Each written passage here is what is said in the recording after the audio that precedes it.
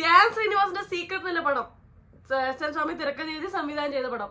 എസ്.എൻ. സ്വാമി എന്ന് പറഞ്ഞത് CBI-യിലെ 5 പാർട്ടുകൾ ഇറങ്ങിയിട്ടുണ്ടായാലും almost 4 part വരെ ഒരുവിധം നല്ല രീതിയിൽ തന്നെ സ്ക്രിപ്റ്റ് എഴുതി നമുക്ക് തന്ന ഒരു തിരക്കഥാകൃത്താണ്. അപ്പൊ ആ തിരക്കഥാകൃത്തിന്റെ ഫസ്റ്റ് പടം സംവിധാനം എന്ന് പറയുമ്പോൾ ഹ്യൂജ് എക്സ്പെക്ടേഷൻ ആണ്. പേരും അങ്ങനെയായിരുന്നു. ഒരു ത്രില്ലർ പടത്തിന്റെ സീക്രട്ട് എന്നൊക്കെ പറയുമ്പോൾ എന്തോ സംഭവം കിട്ടാൻ പോകണമെന്നുള്ളൊരു പ്രതീക്ഷ ഉണ്ടായിരുന്നു. പക്ഷെ പേരിൽ മാത്രം സീക്രട്ട് ഉണ്ടായിട്ടു പടത്തിൽ ഒരു സീക്രട്ടും ഇല്ല. ഈ പടം കണ്ടു തീർക്കണമെങ്കിൽ ഒരു സീക്രട്ട് നമുക്ക് വേണം.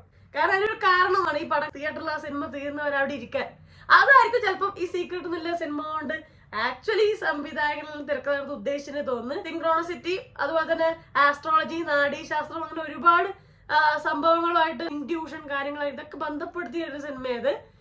സ്റ്റീവൻ ഇൻഡ്യൂഷനിലെ സംഭവത്തിലൊക്കെ ഒരുവിധം പലരും ഫേസ് ചെയ്ത ഒരു കാര്യമായിരിക്കും. നമുക്ക് ഇതുപോലെ സംഭവങ്ങൾ സംഭവിക്കാൻ സാധ്യതയുണ്ട്, ഇന്ന് സംഭവിക്കും എന്നൊക്കെ നമുക്കൊരു ഫീലിംഗ് ഉണ്ടാവാറുണ്ട്, ഗട്ട് ഫീലിംഗ് ഉണ്ടാവാറുണ്ട്.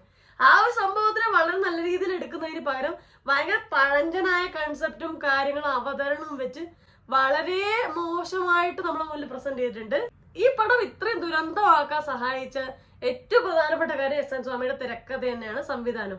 ഈവൻ രഞ്ജി പണിക്കരെ പോലെ ഇത്രയും അഭിനയിക്കാൻ കഴിവുള്ള ഒരു നടൻ, നമ്മളിപ്പോ ഗോദയിലായാലും അതുപോലെ തന്നെ ഓം ശാന്തി, ഓശാന, അലമാര എന്ന പടത്തിലൊക്കെ വേഴ്സറ്റൈൽ, പ്രേമം, വേഴ്സറ്റൈലായ രഞ്ജി പണിക്കറിന്റെ അഭിനയം നമുക്ക് കാണാം. ആക്ടിങ്ങിൽ സ്വന്തമായ ഒരു ഐഡന്റിറ്റി ഉള്ള ഒരു നടനാണ്. ആ നടനെ കൂടി ഈ സിനിമയിൽ കൊണ്ടുവന്നപ്പോ ഇങ്ങനെ ഏറെ പിടിച്ചിട്ടുള്ള ഒരു അഭിനയമാണ് കണ്ടത്. അത് ഏത് ആംഗിളിലൊക്കെയാണോ എടുത്തതെന്ന് എനിക്കല്ല, താഴെന്നും മേലെന്നും എവിടത്തൊക്കെ എടുത്തു. ആ ഡയലോഗും എല്ലാം കൊണ്ടും വളരെ ശോകമായിരുന്നു. ഞാനിപ്പോ അടുത്ത കാലത്ത് കണ്ടതിൽ വെച്ച് ഏറ്റവും അസഹനീയമായൊരു പടം.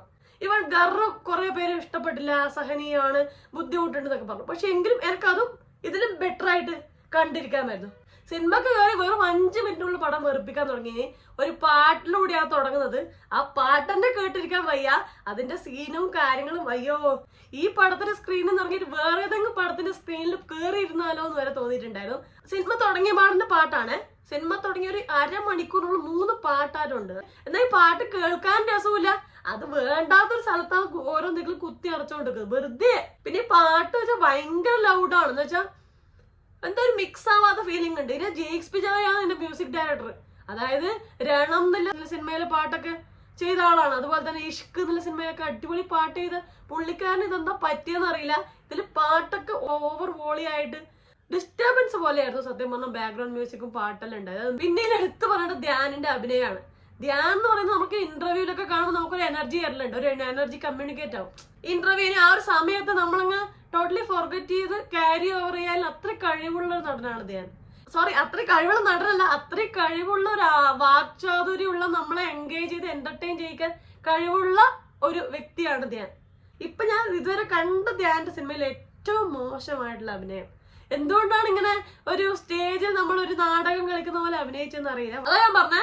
അതായത് നമുക്കിപ്പോ പടം വളരെ മോശം, അതിന്റെ കഥ വളരെ മോശമാണ്. പക്ഷെ എങ്കിലും നമുക്ക് നല്ല നടീ നടന്മാരുണ്ടെങ്കിൽ ഓക്കെ, ആ സിനിമ കഴിയുന്നവർ അവിടെ ഇരിക്കാൻ ഓക്കെ പോട്ടെ എന്ന് വെച്ചാൽ ഇരിക്കുവാണ്, അങ്ങനെ ഇരിക്കാൻ തോന്നും. പക്ഷെ ഈ കേസിൽ രഞ്ജി പണിക്കർ ഉണ്ട്, രഞ്ജിത്ത് ഉണ്ട്, ധ്യാൻ ഉണ്ട്, ഗ്രിഗറി ഉണ്ട്. ഗ്രിഗറി ഒക്കെ കോമഡി അടിപൊളിയായി ഹാൻഡിൽ ചെയ്യുന്ന നല്ല നടൻ തന്നെയാണ്. ഇപ്പൊ രഞ്ജിത്ത് സാധാരണ ഉള്ള റോൾ തന്നെയാണ്. ഉപദേശം, ഭയങ്കര ഒരു വലിയ പണ്ഡിതനായി നിന്ന് സംസാരിക്കുന്ന റോൾ പുള്ളിക്കാരൻ എപ്പോഴും ചെയ്യുന്നതാണല്ലോ. അപ്പൊ അതുപോലത്തെ ഒരു റോൾ തന്നെ. പക്ഷെ എല്ലാരും ഒരേ തോതിൽ, ഒരേ ലെവലില് ഒരു നാടകത്തിൽ അഭിനയിക്കുന്ന ഫീൽ ഉണ്ടായിരുന്നു. ഗ്രിഗറി ഉൾപ്പെടെ. ഗ്രിഗറിയുടെ ക്യാരക്ടർ ഒരു ചൊറിയൻ ക്യാരക്ടറാണ്.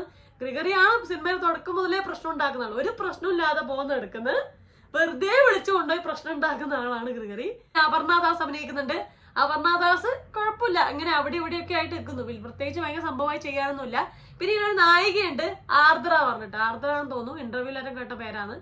പുള്ളിക്കാർക്ക് ഒന്നും ചെയ്യാനില്ല.